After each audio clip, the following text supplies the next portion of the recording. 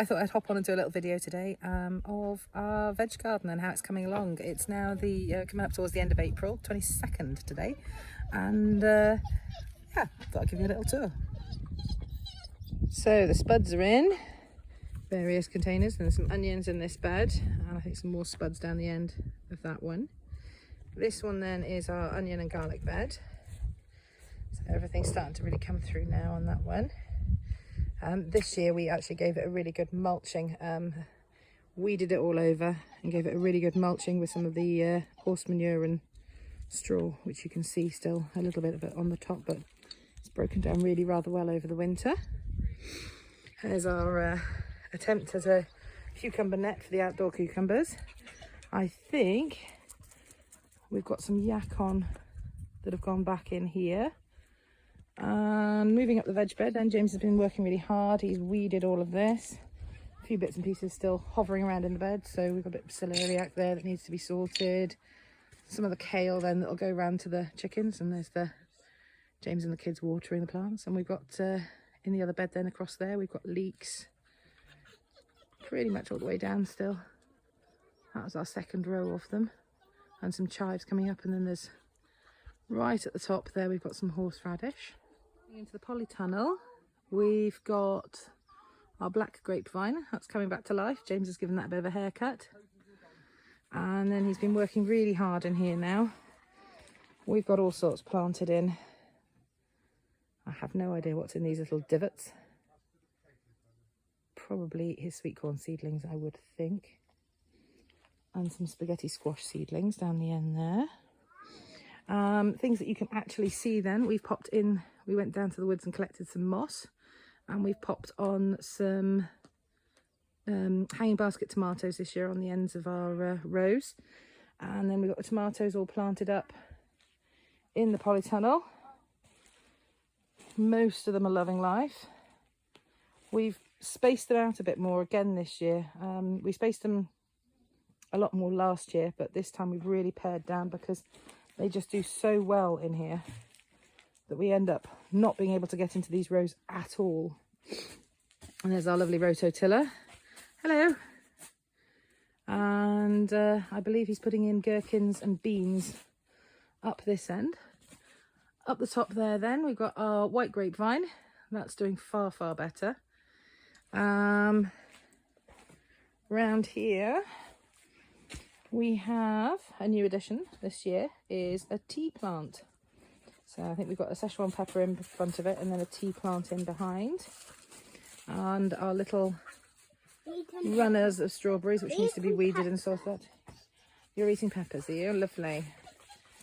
Then, as always, this corner down here then, we have got some lettuce along the front. And then an absolute heap of the hottest chili plants known to man. And there's some courgette seedlings in there and some very overgrown spring onions. So coming out this end of the polytunnel then, we've got all our potato plants going in. I think there's one there that maybe escaped captivity last year. So James has planted up all the potatoes in our little planters. We find them a bit easier to handle. And me watered all ones. And yes, you have, William. You have watered all of the plants. And there's Matty earthing them up. So coming through the garden gate then, we've got the newly planted willow arch and the kids' play area up on the bank there. That is one little fortress. The willow arch is coming back to life there. Chicken enclosure there that's being slowly pulled apart, ready to be put back together again. And then we have the fruit cage. So the currants are doing really well now. They have really grown in. I'll show you around the outside of it. The other side there is where I've done all the raspberries, and I've put some in the middle, but as you can see I still need to weed so much of this fruit cage. It is absolutely ridiculous. Some blueberries in there. The rhubarb, one of the rhubarbs, I think that's the one crown I didn't get round to splitting this year, has now got 1, 2, 3, 4, 5, possibly more flower spikes on it. So I think I need to remove those. But there's the bit of the rest of the rhubarb. And show you the bit that I have actually weeded. or started to at least. So this area here of the fruit cage, this particular run, I have started to weed. The problem we have with the fruit cage is this couch grass. It is through everything and basically just needs to be constantly pulled out. So through the year now we'll just have to keep pulling it out, pulling it out. So as soon as I finish weeding one bit, within minutes we have to weed again. But there's one of the other gooseberry bushes, or another currant that's been moved to there, and a gooseberry bush moved to there. Just as everything grows in now, it's just learning where it all needs to go and where we need to space it out too. So this is the chicken enclosure that we're currently pulling apart to repair. We had a fox incursion last year and it took out all of our baby chickens just by there. So we're putting on really good mesh this time. We're also going to build it up to actual head height so we can actually walk in there, because we had issues with them laying in the corners there and couldn't get to them.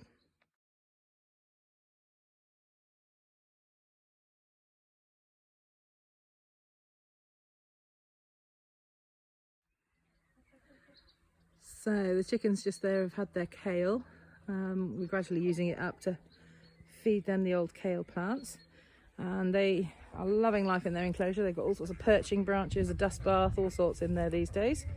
And the ducks, we've extended the chicken run and put a duck run on the other end, and they are happy as Larry in their new enclosure.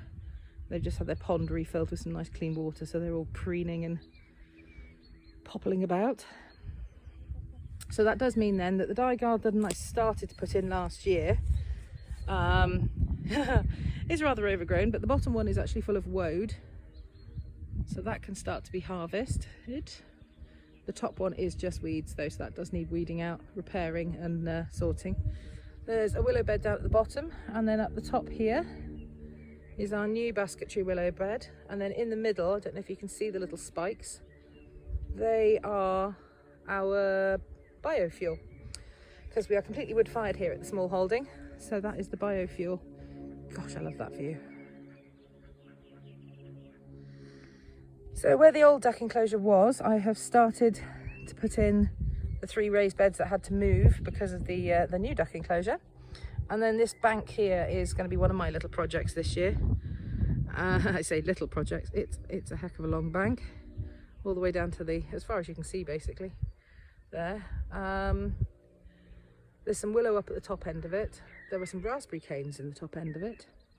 I've started to put in some dogwoods in here, and I'm hoping that these will take, and through the year then we can gradually spread them out over the years then and just cover this bank, I think, in various pretty colours, so we'll have a bit of colour all year round. So I thought I'd come up into the shadow of the barn for 2 minutes and just say I hope you've enjoyed this little tour of our veg garden at the end of April, and I hope to God we get some rain soon. See you soon.